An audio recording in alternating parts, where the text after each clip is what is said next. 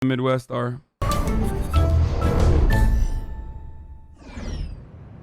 Our collective CO2 emissions can be expressed as a product of 4 factors and their relationship with each other. 2 of them explain why worldwide CO2 emissions are still rising, and 2 explain how we can stop that. Population size, economic growth, energy intensity, and emissions per energy unit produced. Number 1, population size. People need food, homes, and clothing, and they demand luxury products from iPhones to $1 cheeseburgers. More people, higher CO2 emissions. It's a very simple equation. The global population is growing, and according to the UN, it will level off at about 11 billion in 2100, which is 40% more than today. The only way to slow down this growth is investment in healthcare and access to contraception and education in developing countries. But even with massive investment, it will take a few decades for the effects of lower birth rates to manifest themselves. So the global population will keep growing for the foreseeable future, and as a consequence, global CO2 emissions will rise over the next few decades. Number 2, growth or getting richer. But it's not just about our numbers. The richer and more developed we are, the more emissions our lifestyle produces. A programmer in the US has a higher CO2 footprint than 50. Guys, please stop saying eco-fascism, dude. It's fucking Kurzgesagt. Like, some whores in this house. There's some whores are you in this house. insane? They're like neoliberal to like social democracy adjacent Bill and Melinda Gates Foundation recipients. Like, they're not fucking eco-fascist Malthusians who are advocating to wipe out half the fucking population. Eco-fascism dictates, eco-fascism is about killing fucking poor people so that the remainder of the resources that rich people already take up most of can be distributed amongst the rich people. Okay? That's eco-fascism. These guys literally make the opposite argument by admitting that like wealthy, richer countries are the ones who are taking up a tremendous amount of resources.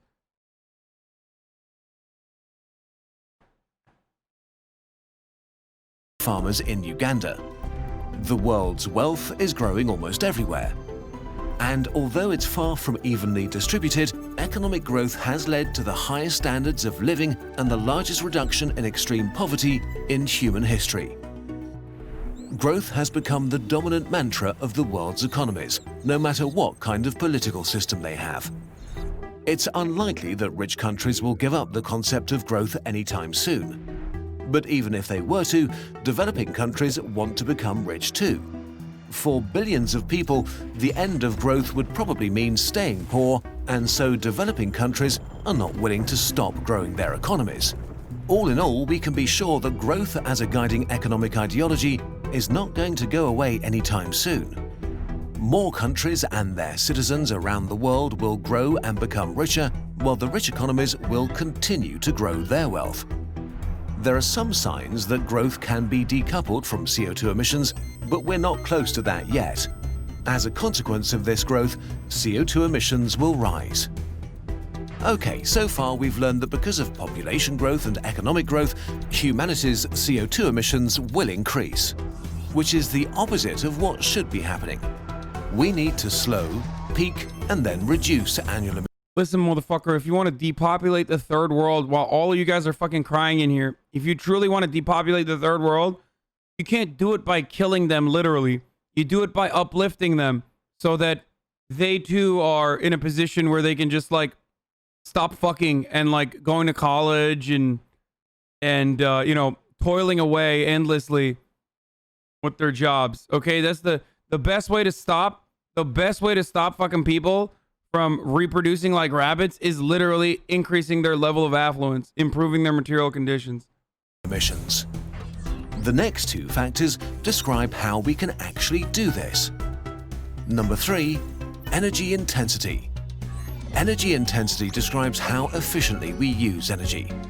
A street food vendor in rural Brazil might burn coal to cook, while a street food vendor in France might use an induction stove powered by nuclear energy. The latter is way more efficient. The more efficient something is, the less energy we need to do something, be it powering a metropolitan area or grilling a kebab. So making our technology more efficient and coming up with more efficient ways to organize our societies is one of the most important ways to reduce the modern world's CO2 dependency. This can mean everything Incredibly important. The kebab marketplace. from reducing power consumption with AI, the electrification of the transportation and industrial sectors, or sustainable concrete production. The opportunities for improvement are almost limitless, and human ingenuity can run wild. But we know that increasing efficiency alone will not be enough, mostly for three reasons. 1. Direct rebound effects. This means that once something becomes more efficient, it's used more, and so overall the increased efficiency does not lead to a reduction as impressive as you would first think. Or worse, sometimes more efficiency makes humans not use less of a resource, but more of it. When planes became more fuel efficient, ticket prices decreased and more people started to travel by plane. So making things more efficient does not automatically mean less energy use in total. It might have the opposite effect. 2. Indirect rebound effects. Sometimes when you save money on a thing that's become more efficient, you might spend it elsewhere. For example, if you buy a more I have an idea. I can't do it. Tradition.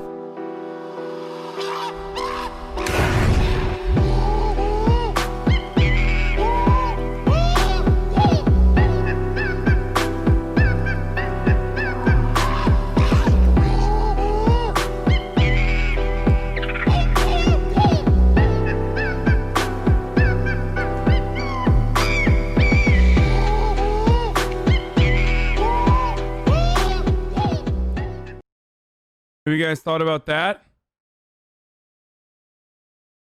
A lot of people say Hasanabi is one of the biggest leftist content creators on the internet, but what they fail to recognize is I'm actually the biggest anarcho-primitivist content creator on the internet.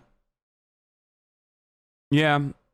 Welcome to the Hasanabi broadcast, where you can have a random chimp event, a random chimp incident, where we advocate a return to Monka. fuel-efficient car, you save money on fuel and end up with extra funds in your bank account that you might spend on a vacation and take a flight with. So, in the end, you might actually emit more CO2 despite getting a more efficient car. 3. And lastly, the more you Once I'm done with this food, I'm gonna do the crazy PO box with the massive box behind me, so get excited for that. optimize for efficiency, the harder and more expensive it becomes to get more efficient. So over time, the return on investment slows down. And with many technologies, we are already pretty efficient. But regardless of how efficient we make our economies, as long as we need at least some energy, we will have emissions. Efficiency alone won't create a zero-carbon world. This brings us to our last factor. Number 4, CO2 emissions per energy unit used, or our global carbon footprint. Humanity's global carbon footprint is the CO2 released per energy unit generated. For example, coal plants release much more CO2 than solar power per unit of energy. This relationship is Fake news. They don't talk about clean coal. I'm bringing it back. Donald Trump brought it back. These Germans, they don't want to talk about it because they're socialist. National socialist. They don't want to do nationalism. I want to do nationalism. I want to do socialism. I don't want to do socialism. crystal clear. The more fossil fuels we burn, the higher our CO2 output. Fossil fuels are the greatest lever humanity has right now. Of course, it's impossible to shut down coal and oil overnight without throwing society into chaos. But the reality is that we're not doing nearly enough to keep fossil fuels in the ground and use lower carbon alternatives. We need to do two things to speed the transition away from fossil fuels. First, we need to use the real leverage we have today with today's technology. There are a lot of things we can do extremely quickly. We can leave nuclear power plants online. For example, one thing that we can do is frack but listen to the scientists while we are doing the fracking. So that when they tell us we shouldn't do fracking, we ignore them. Whores in this But house. There's some the whores in this fundamental house. part There's of some whores in this, house. the key part, the key difference is we will listen to the scientists before we ignore them, rather than the other side that says the scientists are lame and don't even listen to them to begin with. Sorry, I'm out of This control. is I incredibly apologize important that. for you to understand. We will listen to the scientists only to then ignore them and do whatever the fuck we want anyway. We also have which crazy people. one could make the argument is literally worse because we knew that the death and destruction was upon us, and yet we ignored the warnings. Longer. We can cut subsidies to the fossil fuel industry and funnel them into renewables. We can price carbon emissions harshly and increase the price each year to create strong incentives for the world's industries to transition. We can enforce strict standards for energy efficiency and for any type of new construction. We can phase out fossil fuel vehicles. We could nationalize our extraction industries and spend every dollar of profit in R&D for maximizing renewable energy investments or renewable energy initiatives. I love these Kurzgesagt videos because like it's always like, here are all of the cool things that we can do that are all, of course, never going to happen under capitalism. Instead, you're going to have, cap and trade, more cap and trade, and also a unilateral agreement that you have no power to enforce whatsoever, but it's just a pinky promise, that we will fucking cry about when Donald Trump pulls out. How do you plan to do that without a mass workers' party? Do you think the Democratic Party is going to nationalize shit? Dude, I understand that. I'm not in disagreement with you. I think that the best way to do that is through using the pre-existing infrastructure built before us by pressuring or either more successfully taking over the Democratic Party. Next, we also need to invent Like, how do you fucking plan on doing that? By what? Voting for Gloria La Riva? Like, shut the fuck up. Your argument is so dumb.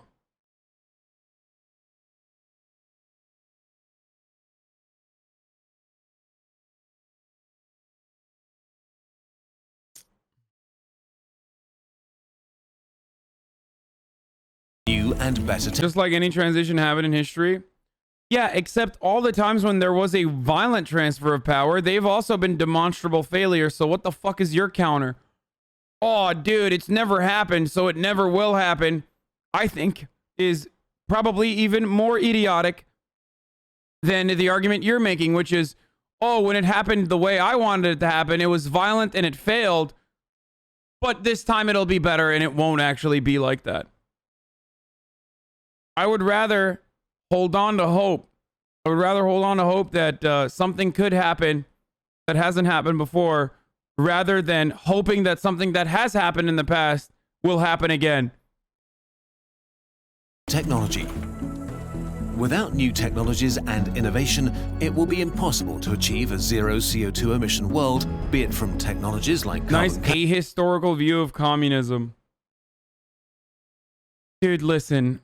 I'm not gonna fucking sit here and relitigate the exact same thing I've talked about a million fucking times, which is the reason why people say I'm a goddamn tanky, because I say that, like, of course, industrialization happening over the course of fucking 400 years in the Western world as a consequence of slavery, with so much bloodshed in the form of colonization, is going to look really fucking bad when you accelerate that into literally 50 fucking years as you turn an agrarian society of potato farmers into an industrial powerhouse that was able to fucking outcompete the United States in like space travel.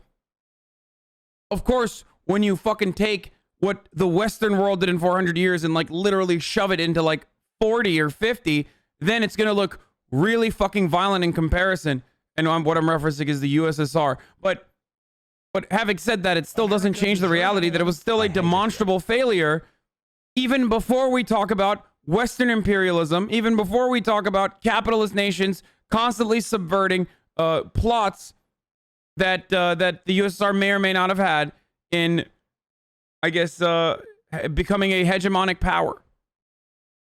Capture, or a new generation of nuclear power plants, to new batteries that revolutionize the energy storage from renewables. But innovation takes time, years and decades, and we don't have this time. Every year we keep adding more carbon to the atmosphere. This means we can't keep relying on innovation alone. We need to find ways to reduce emissions today while we invent what we will need in the future. The less fossil fuel we burn over the next few years, the more time we give innovation to catch up. The more low-carbon energy infrastructure we build today, the more we can compensate for economic growth and the people born today. The more coal power plants in construction we stop from being finished, the more CO2 we save. Neither innovation nor the alternatives we're using today alone can solve rapid climate change. But innovation, together with a decisive move away from fossil fuels where it's possible today, could do it. Solving climate change will be complicated. We have to account for the needs of billions of people and the reality that right now, society runs mostly on fossil fuels. This will not change overnight, but it needs to change as quickly as possible. And it is still very much possible. We'll look at different aspects of climate change and how to solve it in more videos.